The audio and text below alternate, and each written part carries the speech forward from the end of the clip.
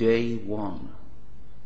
Dear Diary, yesterday a genie appeared to me and said he would grant me 3 wishes. So I immediately wished that I was on a beach.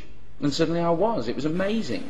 The beach was empty, while the sky was full of birds, which occasionally dived and swarmed over the meagre pickings washed up on the shoreline. And the genie then asked me for my second wish. Now, being a cunning fellow, I had always planned, if I ever met a genie and was granted 3 wishes, that I was going to make my third wish to have as many wishes as I wanted.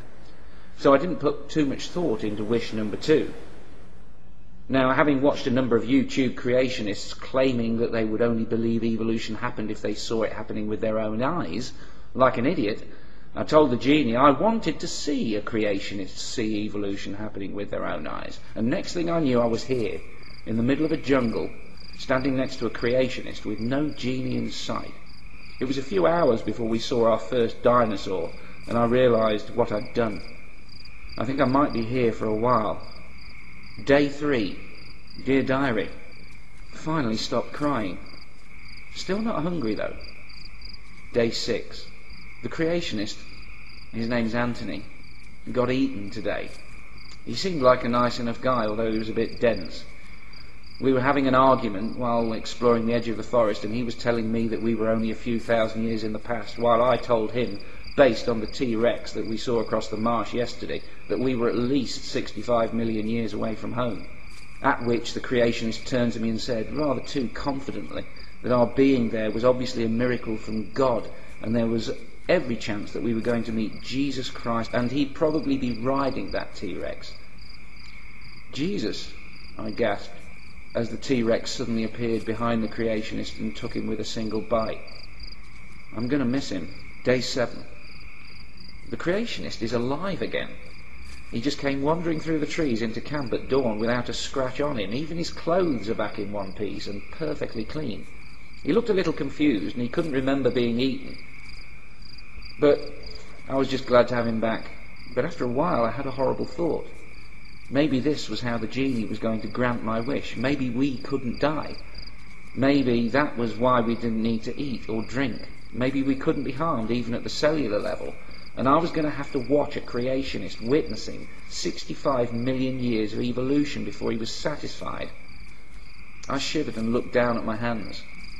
The blisters I got from making the fire covered my palms, and there was a small tear in the sleeve of my shirt. And I realised that if I'm right, and the genie has made us and our clothes immortal, the blisters and the tear should be gone in the morning. Day 8. Woke up. Shirt was repaired while I slept, and there isn't a scratch or bruise or blister anywhere on my body. Oh shit. Day 36. I got eaten yesterday, according to the creationist. He says I screamed like a girl while 2 lizards tore me apart in the river. I don't remember any of it. Day 178.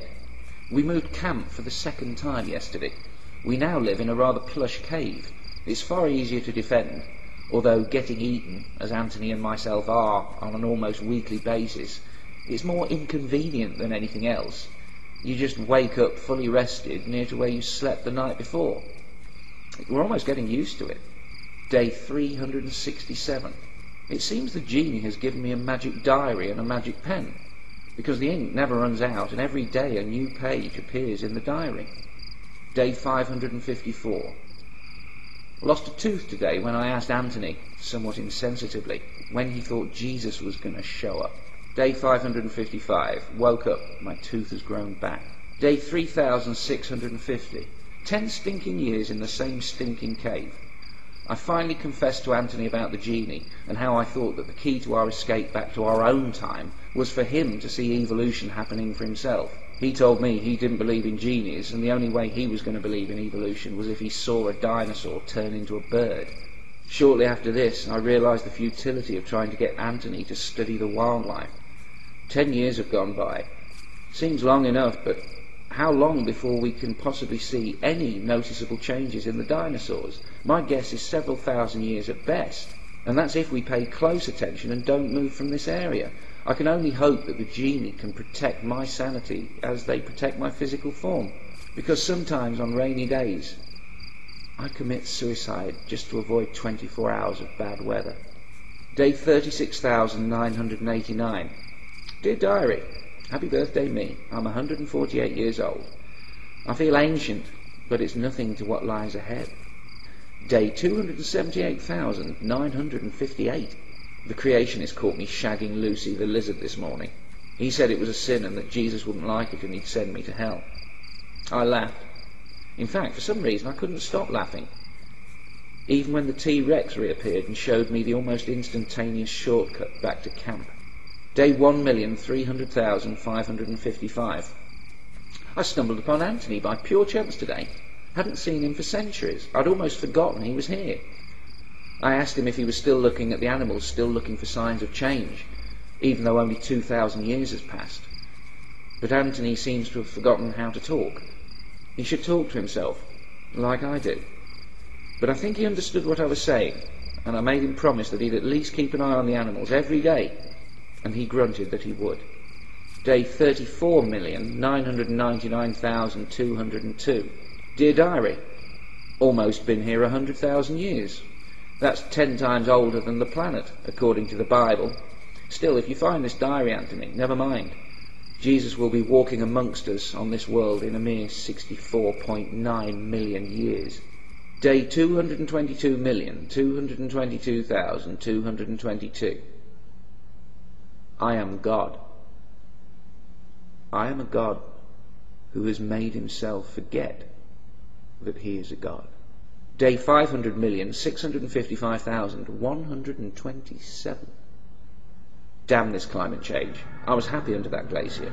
Every day I froze to death peacefully, killing time by the millennia. The last 50,000 years just simply flew by. But now the glacier's gone and I've got to find another. Saw some animals in the afternoon. Thought I saw some slight changes, maybe in their posture. Something, I don't know, I couldn't be sure. Day 1 billion. Dear Diary, I've written a page per day in you for 3 million years, and you are a book 65 miles thick. Day 3,560,000,000. That's 10 million years done, Diary. Almost 1/6 of the way home. Saw some animals today. Intellectually, after 10 million years, I know there must have been some evolutionary changes in the wildlife by now, but I'm damned if I can see any change at all. Maybe the Creationist is right. Maybe evolution is wrong. Day 15,528,012,477. The land is shrinking now. I thought I was imagining it, but I'm not. I had to move inland again. The sea is rising. I climbed the mountain and realised that we now live on an island, but thankfully it's still a big island. At a rough guess, I'd say it's almost 1,000 miles wide, about as wide as my diary. Day 23,042,725,000 and whatever. Dear Diary, it's over. 65 million years. It's over and I'm here. I'm sane. The shadow out to sea that made us hide in the trees was a ship. I remember what a ship is after all this time. The genie kept me sane. The men inside the ship came ashore in a smaller boat, and it was several hours before Anthony and I had the guts to go out and face them. But when we did, I cannot describe our joy, even as the sensations of thirst and hunger returned to us after 65 million years. As the captain handed us both bottles of water, he asked how we came to be on the island. I told him that there was no hope that he would ever believe me, but he insisted that I try him. Okay, I said. A long time ago I met a genie and asked him to send me and this creationist back in time 65 million years so that I could watch the creationist see evolution happening, so that he could see dinosaurs turn into birds with his own eyes. And, prompted the captain, looking at both Anthony and myself. Well, something went wrong, didn't it? I replied. Or we've been cheated in some way. We saw nothing. We saw no change whatsoever, even though we looked at the animals every day. Evolution did not happen. I was wrong. Evolution never happened. The captain stared, confused. Then he laughed and smiled and turned his face towards the sky, raising his arms. But gentlemen, he exclaimed, the sky is full of birds. Anthony and I glanced upward, and then we looked at each other and smiled, and then laughed and laughed and laughed. "What's so funny?" asked the captain, baffled. Anthony and I both pointed at the sky, for once in perfect agreement. "But Captain," we said, "those are dinosaurs."